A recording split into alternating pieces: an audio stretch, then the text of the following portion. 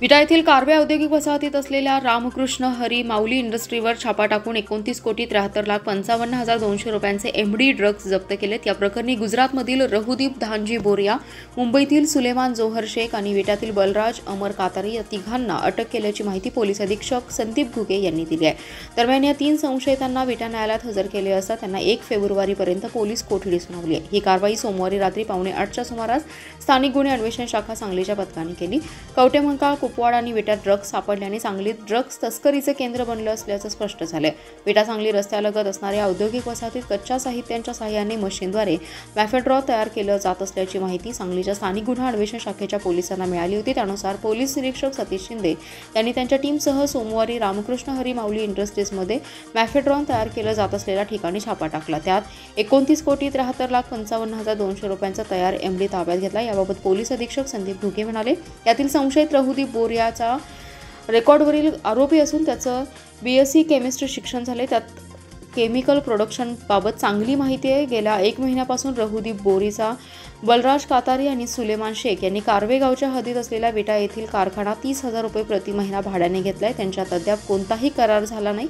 त्या ठिकाणी रहूदीप बोरीचा आणि सुलेमान शेख तेथे असणाऱ्या कच्च्या साहित्यांच्या सहाय्याने मशीनद्वारे मॅफेड्रॉन तयार करत होता।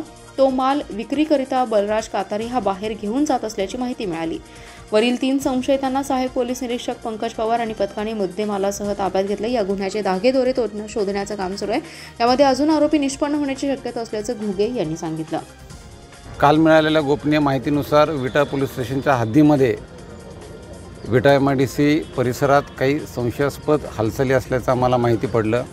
त्यानुसार स्थानिक गुन्हे शाखेच्या पथकानं त्या ठिकाणी सापळा रचला आणि त्या सापळ्यामध्ये आम्हाला एक हुंदाई व्हाईट कलरची गाडी त्या कारखान्यातून बाहेर पडताना दिसली। त्या गाडीचा पाठलाग करून जेव्हा आम्ही त्या गाडीतील व्यक्तींना त्यांच्याकडे असलेल्या मालाबाबतची खात्री केली तर त्यामध्ये MD सदृश्य पदार्थ आम्हाला व्हाईट पावडर सापडली। त्या ठिकाणी मी तात्काळ रासायनिक विश्लेषकांना पाचारण करून त्याबाबतची खात्री केली असता ते MD असल्याचं आम्हाला समजलं।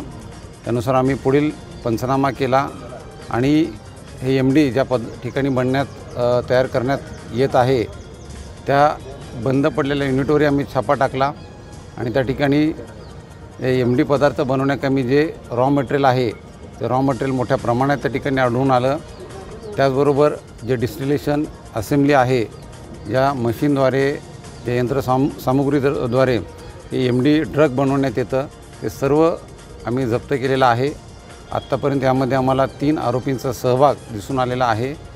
याच्यात आणखीन पुढं काही धागेदोरे असतील त्याकरिता वेगळे पथकं तयार करून आम्ही ती रवाना केलेली आहेत आणि लवकरच त्यामध्ये आणखीनही आरोपी निष्पन्न होतील। या झालेल्या कारवाईमध्ये एकूण 14.5 किलो तयार MD ड्रग्ज, त्याचबरोबर त्याला लागणारं जे रॉ मटेरियल आहे आणि बाकीची यंत्रसामुग्री आहे ही सर्व जप्त करण्यात आली, ज्याची किंमत साधारणतः 29.5 कोटीपर्यंत आहे। तर मला विश्वास आहे की याच्यामध्ये आणखीनही बरेच धागेदोरे पोलिसांना मिळतील आणि याची पूर्ण पाळेमुळे आम्ही खणून काढण्यामध्ये यशस्वी राहू। या ठिकाणी जे माझ्या पथकाने कामगिरी केली आहे त्या सर्व अधिकाऱ्यांचं, अंमलदारांचं मी या ठिकाणी कौतुक करतो, अभिनंदन करतो आणि याच पद्धतीने आम्ही पुढं काम हे चालू ठेवणार आहोत आणि याच्या शेवटपर्यंत आम्ही जाणार आहोत।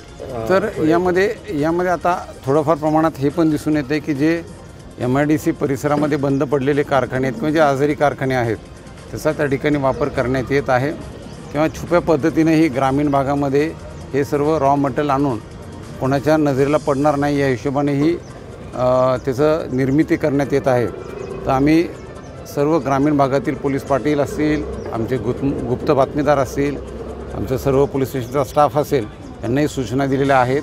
असं कुठेही संशयास्पद हालचाली दिसत आहेत, काही व्यक्ती आपल्याकडे दिसून येत आहेत तर तात्काळ माहिती घ्यावी आणि त्याच्यामध्ये जर काय असेल तर आम्ही कारवाई करत आहोत। किती दिवसापासून सुरू असावा असा अंदाज आहे? हे आता जी तपासामध्ये माहिती पुढे येत आहे, हे नुकतंच त्या ठिकाणी ते युनिट बंद पडलेलं भाडे तत्वावर घेण्यात आलेलं होतं। तर त्या साधारणतः 1 महिन्यापासून ते त्या ठिकाणी भाड्याने घेण्यात आलं होतं। पूर्ण त्यांना सेटअप त्या ठिकाणी लावण्यामध्ये किती वेळ गेलेला आहे, किती त्या ठिकाणी मॅन्युफॅक्चरिंग झालेलं आहे, हे सर्व तपासामध्ये निष्पन्न होईल।